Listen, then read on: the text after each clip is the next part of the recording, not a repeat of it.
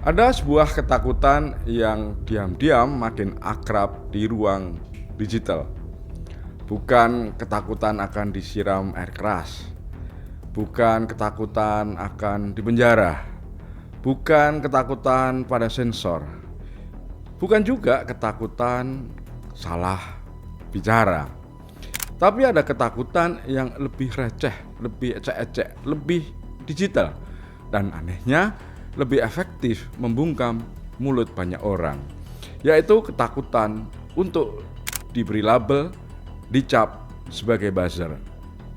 Kalau salah bicara sedikit langsung dicap.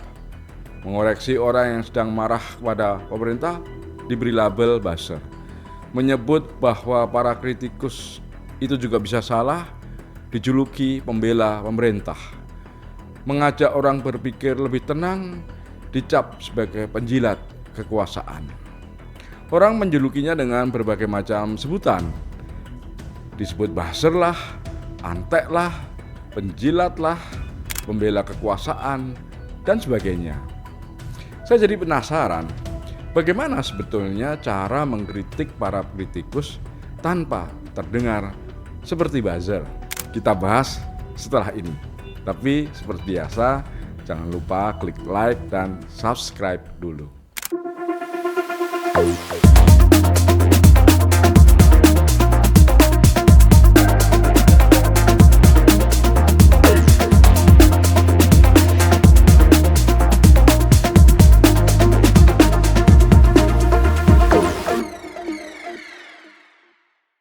Teman-teman, hari-hari ini saya melihat bahwa label berterbangan di media sosial seperti lemparan mercon saat terjadi tawuran antar kampung. Tidak selalu tepat sasaran, tapi cukup untuk membuat orang mundur selangkah. Itu sebabnya beberapa waktu lalu ada seorang kawan saya yang bertanya kepada saya soal itu. Kawan saya ini pensiunan, dulunya wartawan. Ya, jenis manusia yang hidupnya sudah terlalu lama bergaul dengan berita, siaran pers, propaganda, pidato pejabat, kebohongan yang dipoles rapi, dan kesedihan manusia yang kadang cuma dijadikan judul berita. Ketika bertanya, wajahnya tenang, tapi pertanyaannya terasa seperti sesuatu yang sudah mengganjal pikirannya. Ia bertanya kepada saya dengan setengah bercanda, setengah sungguh-sungguh. Begini pertanyaannya, Doro, bagaimana caranya supaya kita tetap bisa mengkritik para aktivis, para pencela pemerintah, atau orang-orang yang merasa dirinya paling waras di ruang digital tanpa langsung menganggap kita sebagai buzzer atau pendukung pemerintah? Mendengar pertanyaan itu, saya tidak tertawa. Karena saya tahu itu bukan sekedar pertanyaan iseng. Itu pertanyaan yang lahir dari zaman yang sakit. Zaman ketika orang makin sulit membedakan antara menguji argumen dan membela kekuasaan. Zaman ketika orang lebih membaca posisi politik kita daripada isi kepala kita. Zaman ketika akal sehat sering diminta menunjukkan kartu anggota sebelum diizinkan bicara. Hari-hari ini, ruang digital kita tidak lagi bekerja seperti pasar gagasan. Itu hanya teori lama, sesuatu yang terdengarnya indah. Di ruang digital, orang datang membawa ide, saling uji, saling bantah, saling koreksi, lalu biarkan publik menilai. Tapi yang terjadi sekarang lebih mirip pengadilan jalanan yang tidak pernah tutup. Sidangnya berlangsung beberapa menit saja dan sering sekali muncul persidangan. Mungkin setiap menit ada persidangan baru. Anehnya hakimnya anonim. Jaksa dan algojonya sering orang yang bahkan belum selesai membaca. Vonisnya cepat dan hukumannya sederhana, yakni stigma atau label atau cap. Di tengah suasana seperti itu, mengkritik pemerintah memang dianggap wajar, kadang bahkan dianggap mulia. Sebagian orang menyebut bahwa atau menganggap bahwa mengkritik pemerintah itu cool. Tapi anehnya mengkritik orang yang mengkritik pemerintah itu urusan yang berbeda. Itu langsung bikin banyak orang gelisah. Seolah-olah semua kritik kepada kekuasaan pasti benar. Seolah-olah semua aktivis pasti suci. Seolah-olah semua orang yang marah itu dianggap otomatis waras.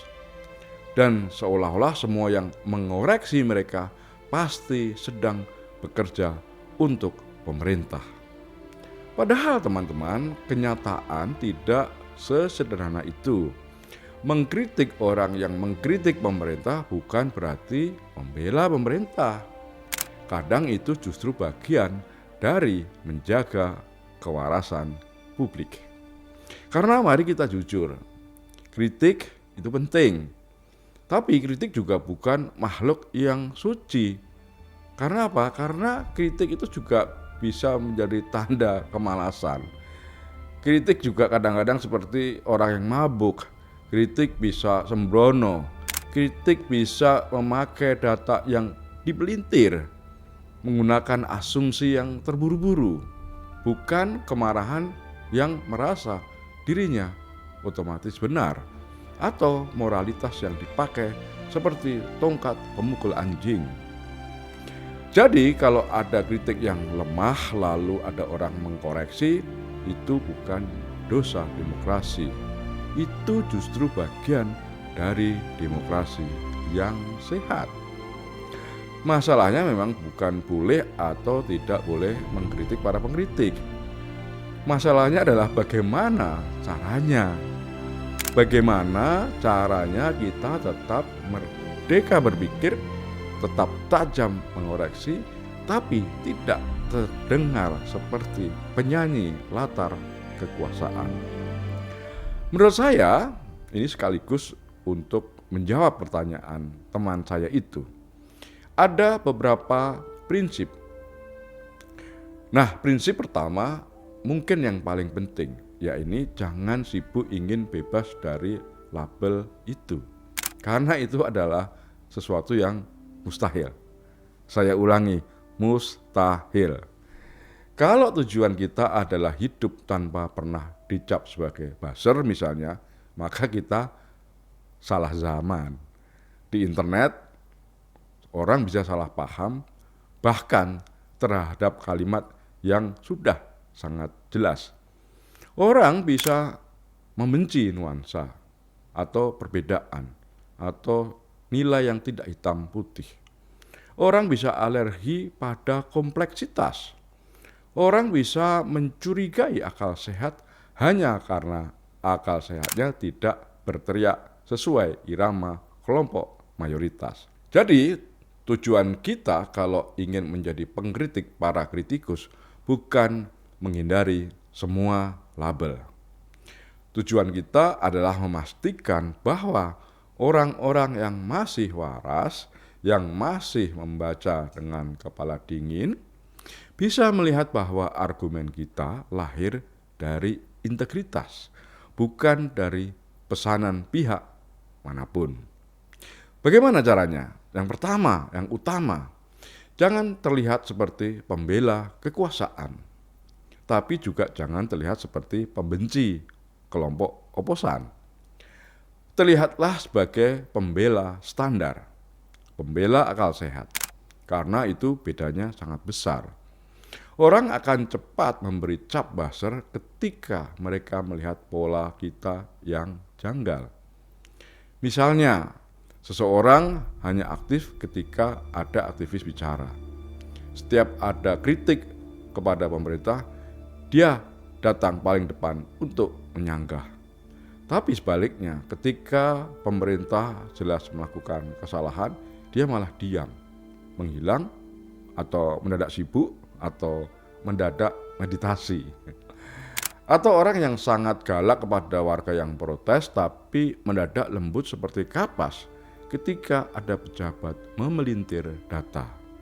Atau orang yang rajin membedah kekeliruan oposisi, tapi tak pernah sekalipun menyentuh manipulasi dari pihak penguasa. Karena disitulah masalahnya. Bukan hanya isi kritiknya, tapi arah kritiknya yang timpang.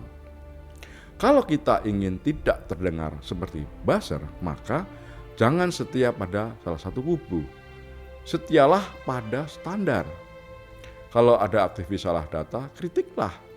Tapi kalau pemerintah manipulatif, ya kritik juga. Kalau ada media membingkai masalah atau melakukan framing yang timpang, kritik. Kalau pendukung pemerintah ngawur, kritik juga. Tapi kalau ada oposisi yang berlebihan, kritik juga boleh gitu. Begitu orang melihat bahwa ukuran kita konsisten, artinya tidak berubah-ubah tergantung siapa yang sedang bicara, mereka mungkin masih tidak suka, tapi setidaknya mereka akan sulit menyebut kita sebagai alat kekuasaan. Lalu prinsip kedua, serang argumennya bukan identitasnya. Ini penting ya, karena begitu kita mulai bicara dengan kalimat misalnya seperti alah dasar aktivis sok moral atau wah kelompok ini memang anti pemerintah, maka kita sudah kalah duluan karena kita tidak lagi terdengar seperti orang yang sedang menguji satu argumen. Kita terdengar seperti operator perang opini yang sedang kerja lembur. Jadi yang harus diserang adalah isi pikirannya. Tunjukkan di mana datanya rapuh. Tunjukkan di mana lompatan logikanya. Tunjukkan jika ada konteks yang dipotong. Tunjukkan pula jika satu kasus dipakai untuk menyimpulkan seluruh isu atau keadaan. Tunjukkan jika kemarahan seseorang itu mendahului bukti. Karena apa? Karena ada bedanya antara berkata, oh orang ini cuma cari panggung, dan mengatakan, argumen ini mengabaikan data pembanding, memakai contoh tunggal sebagai generalisasi, dan tidak membedakan antara kebijakan pemerintah yang gagal dan kegagalan implementasi. Kalimat yang kedua jelas punya martabat. Kalimat kedua juga punya isi. Kalimat yang kedua juga menunjukkan kerja memakai logika dan pikiran yang waras. Orang yang benar-benar berpikir biasanya lebih susah dicap sebagai buzzer. Karena buzzer, mohon maaf nih ya, biasanya malas membuat argumen yang sedetil itu. Tugasnya biasanya hanya menggiring, bukan menimbang. Nah, lalu ada prinsip ketiga. Akui dulu bagian yang benar ketika lawan bicara. Nah, ini yang sering gagal dilakukan banyak orang. Padahal justru disitulah kualitas akal sehat diuji. Orang yang langsung menolak total biasanya tampak seperti sedang menjaga kepentingan. Tapi orang yang bisa berkata seperti ini, wah kekhawatiran mereka itu sah, tapi kesimpulannya kok terlalu jauh ya. Nah ini akan terdengar lebih adil. Kalimat seperti ini penting dalam menjaga debat publik. Kalimat seperti apa? Misalnya begini, keberatan mereka valid, tetapi analisisnya belum tentu tepat. Atau begini, masalah yang mereka sorot itu nyata, tapi solusi yang mereka tawarkan sangat lemah. Bisa juga dengan kalimat, saya setuju pada kecemasan, tapi tidak pada cara media membingkai persoalan. Kalimat-kalimat seperti itu menunjukkan bahwa kita bukan orang yang menutup mata. Kita bukan prajurit salah satu kubu. Kita masih bisa membedakan mana yang patut diakui dan mana yang patut dikoreksi. Di tengah dunia yang hobinya membuat kategorisasi atau polarisasi hitam dan putih, kemampuan memilah itu makin langka, makin mahal, padahal makin perlu. Berikutnya ada prinsip keempat. Jangan terlalu bernafsu membela pemerintah, karena ini adalah jebakan yang klasik. Banyak orang jatuh di sini sambil merasa dirinya sedang objektif. Begitu kita atau seseorang terlalu cepat menjelaskan semua tindakan atau kebijakan negara, terlalu sibuk memaklumi semua kekeliruan penguasa, terlalu rajin mengubah setiap kesalahan menjadi ceramah tentang niat baik, maka masyarakat akan mencium ada sesuatu di baliknya. Dan publik, masyarakat, walaupun sering terlihat malas, kadang hidungnya masih berfungsi. Mereka mampu menelusuri, menelisik hal-hal yang disembunyikan. Maka cara terbaik agar tidak terdengar seperti pendukung buta adalah dengan berani mengatakan, ini pemerintah mungkin ada salah di sini misalnya. Sudah itu aja, nggak perlu semuanya dibela, nggak perlu maklumi semuanya, jangan semuanya diberi bantalan penyangga. Tidak semua kesalahan perlu diubah menjadi presentasi PowerPoint tentang strategi jangka panjang dan komitmen kelembagaan. Kalau kita ingin punya hak moral untuk mengkritik aktivis, kita juga harus punya keberanian moral untuk mengkritik penguasa. Ini bukan demi keseimbangan yang palsu, tapi demi menunjukkan bahwa kompas kita tidak bergerak karena nama besar, jabatan, atau warna salah satu kubu. Prinsip kelima, selalu gunakan data, tapi jangan sembunyi di balik data. Kita hidup di masa yang aneh. Banyak orang mengira dirinya objektif hanya karena sudah menuliskan angka. Seolah-olah statistik itu semacam air suci. Padahal angka juga bisa dipilih, bisa dipotong, bisa diarahkan, bisa dipakai untuk menipu secara ilmiah. Sebutannya cherry picking. Karena itu kalau kita memakai data, jelaskan juga keterbatasan data tersebut. Sebutkan konteksnya atau akui kalau ada area abu-abu. Jangan pura-pura pasti di dunia yang memang kompleks dan rumit. Orang yang jujur pada kompleksitas biasanya lebih meyakinkan daripada orang yang terlalu rapi seperti kecerdasan artifisial. Karena kenyataan sosial dan politik itu memang tidak pernah rapi, ya bahkan cenderung berantakan, berlapis, sering tidak memuaskan siapapun. Dan justru karena itu kejujuran terhadap keruwetan lebih berharga dari kepastian palsu yang enak dijual. Kemudian prinsip ke-6, hindari bahasa yang terdengar seperti siaran pers. Ini penting, karena kadang-kadang ya isinya itu benar, tapi gaya bahasanya membuat orang langsung tutup telinga. Misalnya begitu kita memakai kalimat seperti ini, pemerintah akan terus berkomitmen, atau langkah strategis ini patut diapresiasi, atau narasi negatif harus diluruskan. Udah gitu aja. Maka kita tidak lagi terdengar seperti warga yang berpikir dan kritis. Kita sebaliknya terdengar seperti dokumen resmi yang bisa mengetik sendiri. Lebih baik bicara seperti manusia. Misalnya gunakan kalimat ini. Kritik ini punya niat baik, tapi kesimpulannya terlalu terburu-buru. Atau pemerintah memang patut diawasi, tapi tuduhan ini belum cukup kuat. Tidak semua kebijakan buruk dan tidak semua kritik otomatis benar. Ya, kelihatan kan kalimatnya sederhana, jernih, tidak moncer, tidak terlalu wangi kekuasaan. Prinsip berikutnya, prinsip ke-7, jangan ikut budaya mengejek. Ya, ini kan sering terjadi ya, saling mengejek di media sosial. Ini godaan besar, terutama di media sosial tempat banyak orang merasa paling pintar hanya karena berhasil menghina seseorang dengan lucu, dengan satir, dengan sarkasme. Begitu kita terlihat menikmati penghinaan terhadap aktivis, terhadap mahasiswa, atau kelompok sipil yang sedang marah, maka kita akan kehilangan wibawa. Kita tidak lagi terlihat sebagai pengkritik mereka. Kita akan tampak seperti algojo kecil yang sedang dikerubuni orang-orang.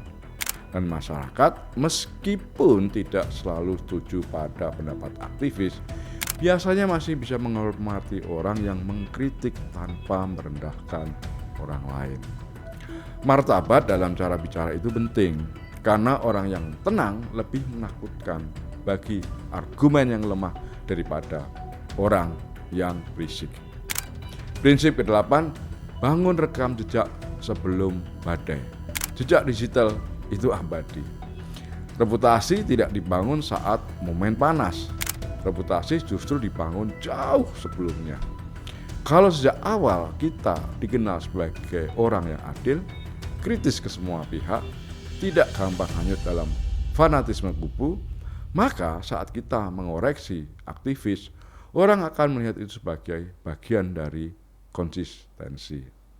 Sebaliknya, kalau selama ini kita muncul setiap kali pemerintah diserang, lalu mendadak paling rajin menjadi penjaga logika, ya jangan heran kalau orang jadi curiga. Masyarakat mungkin tidak rajin membaca, tapi mereka lumayan hafal pola.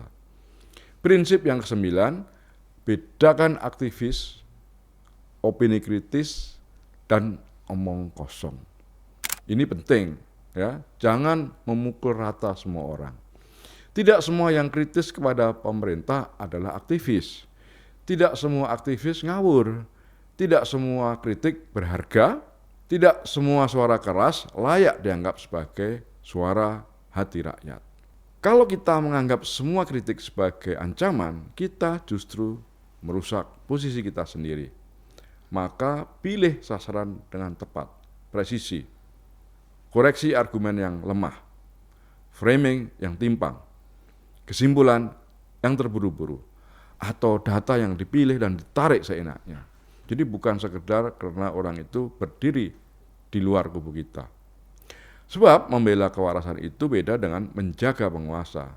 Dan orang yang tidak bisa membedakan dua hal itu, biasanya akhirnya hanya jadi alat, meskipun awalnya merasa dirinya sebagai analis. Lalu sampailah kita pada kenyataan terakhir, kenyataan yang agak pahit tapi penting untuk diterima. Kadang ya teman-teman, label buzzer itu diberikan bukan karena kita salah, tetapi karena kita mengganggu kenyamanan kubu tertentu. Udah, itu aja. Karena kita mengusik narasi yang mereka suka. Kita dianggap merusak kesederhanaan yang mereka butuhkan. Kita dianggap memaksa mereka berhadapan dengan fakta yang tidak enak. Kita menunjukkan bahwa orang yang mereka bela bisa keliru. Di zaman ketika banyak orang lebih suka dibenarkan daripada diajak berpikir, pengganggu kenyamanan seperti itu memang cepat diberi cap. Maka jangan jadikan terhindar dari label sebagai tujuan kita mengkritik. Jadikan tetap jujur, konsisten, dan independen sebagai tujuan. Karena label itu akan datang dan pergi.